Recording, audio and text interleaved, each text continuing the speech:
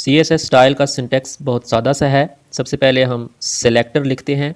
Selector तीन तरह के हो सकते हैं, या तो HTML का टैग नेम हो सकता है, या उस टैग के अंदर जो डिफाइंड क्लास नेम है वो हो सकता है, या उस टैग की ID हो सकती है।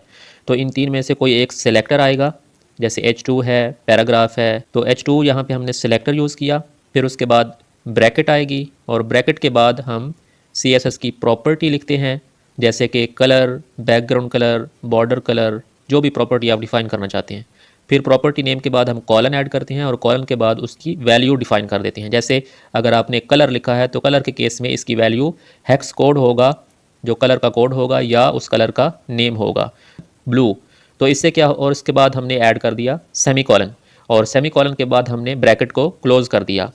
तो अब जितने भी हमारे H2 के टैग्स होंगे हमारे HTML पेज पे, उन सब पे जो टेक्स्ट कलर है वो ब्लू अप्लाई हो जाए।